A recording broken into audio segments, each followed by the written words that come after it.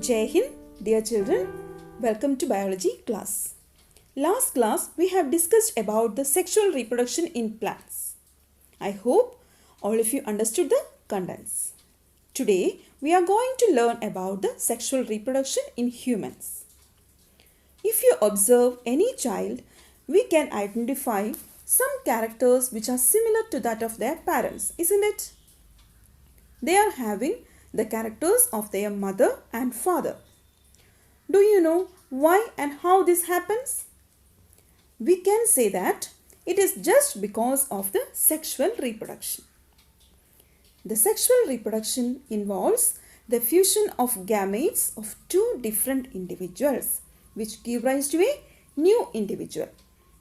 As a result of fusion of gametes, the zygote is formed which now consists of the genetic characters of both the male and female parent.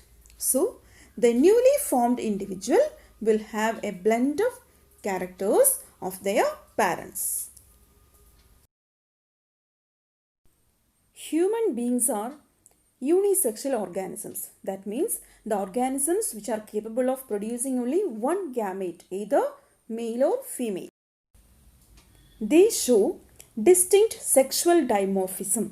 That means males are visibly different from females in physical build-up, external genital organs, and external sexual characteristics. The reproductive system of male and female consists of many organs which are distinguishable into primary sex organs and secondary sex organs. What are primary sex organs? The primary sex organs are called gonads, which produce gametes and sex hormones. In males, the gonads are called as testes, which produce male gametes called sperms and the hormone testosterone. And in females, the gonads are called ovaries, which produce the female gamete ova and the hormones estrogen and progesterone. Now, the secondary sex organs. It includes the genital duct and associated glands which help in the transportation of gametes and reproductive process.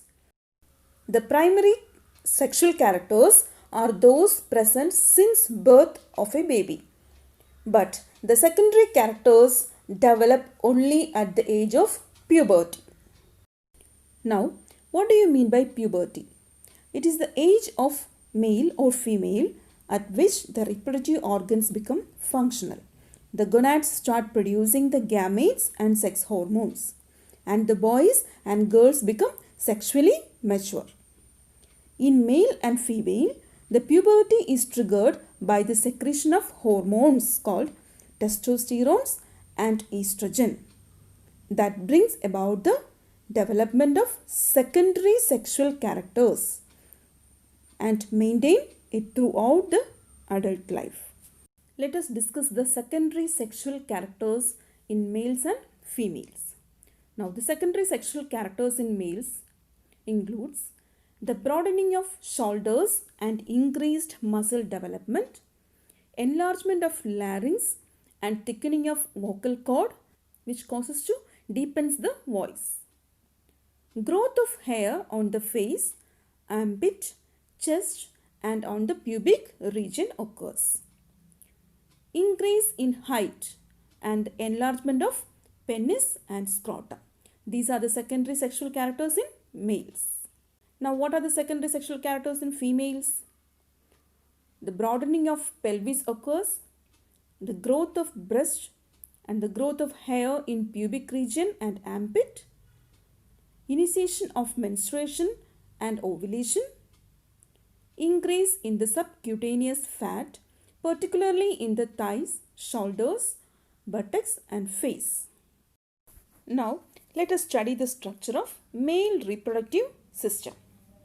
The male reproductive system consists of a pair of testes, scrotum, a pair of vas deferens and a muscular penis. The human male reproductive system is located below the abdomen. It consists of testes, scrotum, vas deferens, seminal vesicles, prostate glands, and penis. The human male reproductive system has two main functions.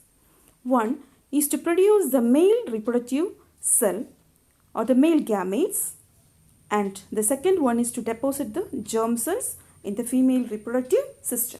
Do you know which part of the male reproductive system produces the germ cells? The germ cells are produced in the testes. There are a pair of testes which is located outside the body below the abdomen. The testis is protected by a pouch of skin called scrotum, which covers and protects the testis. This scrotum acts as a thermoregulator and provides the optimal temperature for the formation of sperms. If the temperature is higher, the life of sperm are greatly reduced. So during winter, when the temperature is less, the scrotum shrinks to bring the testis close to the body to get warmth. And during summer, when the temperature rises, the scrotum is relaxed to become loose. The testis produces a hormone called testosterone. What is the function of this testosterone? It regulates the formation of sperms and also initiates the development of secondary sexual characteristics in male. There are some glands associated with the male reproductive system. They are seminal vesicles and prostate glands. They produce certain secretions to nourish the sperms and provides the easy movement of the sperm through the vas deferens. The sperms are produced in the testis and are collected and stored in another part called epididymis. From the testis, the sperms are carried by the tubular structure called vas deferens, which carries the sperms from the testis to the seminal vesicles. The seminal vesicles is the gland which secretes the mucus and watery alkaline containing fructose. And another gland, prostate gland, joins with the urethra and which secretes mucus and slightly alkaline fluid which is released during the ejaculation. And the Cowper's gland, which is another gland that secretes and mixes with the sperm. The sperm and these secretions together are called as semen. Now, this semen is passed through the urethra.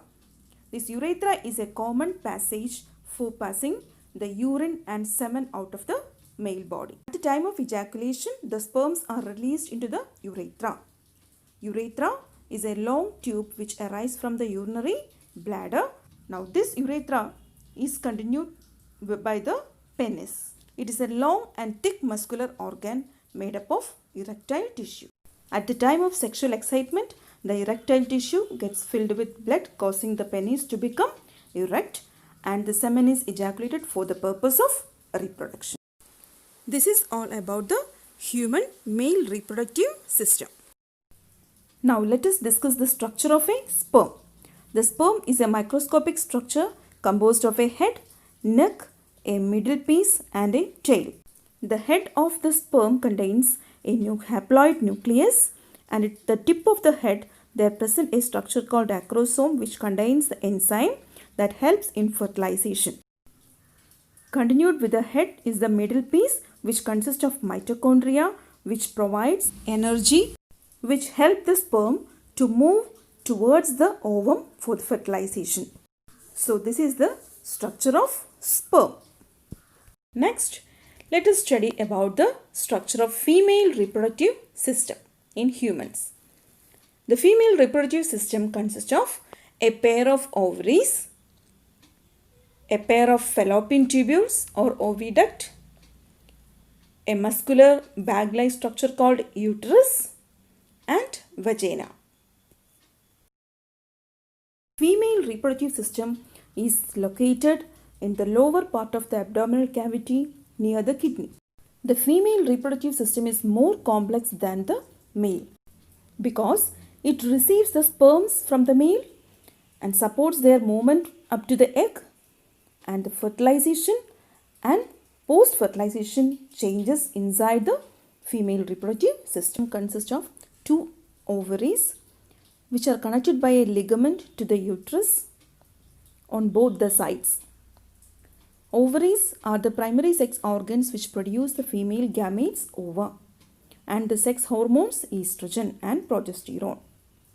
Each ovary is composed of ovarian follicles. Each follicle contains large ovum surrounded by many layers of follicular cells. One ovum is produced every month alternately from each ovary. On either side of the uterus, there arise a long muscular tube-like structures which is called as the fallopian tubules or oviduct. One end of the fallopian tubule is funnel shaped which opens near the posterior end of each ovary. This funnel shaped end receives the ovum which are released from the ovary and is carried towards the uterus. Next is the uterus. It is a large inverted pear shaped muscular structure, and after fertilization the embryo gets attached to the walls of the uterus and grow there until the birth. Cervix is the opening of uterus. The uterus opens into the vagina through the cervix. Vagina is another part. It is a tube about 7 to 10 cm long whose walls contain elastic tissue. It is adapted to receive the male's penis during the copulation and also allows the passage of baby at the time of birth. This is the structure of human female reproductive system. Here is the structure of an ovum. The ovum is very large as compared to the sperms. The ovum has a prominent nucleus and it is immotile. It is rich in energy for the primary development of the zygote and the embryo after the fertilization. So children, I hope you all understood the structure and functioning of human male and female reproductive system. All of you read the textbook thoroughly and prepare the notes. Thank you.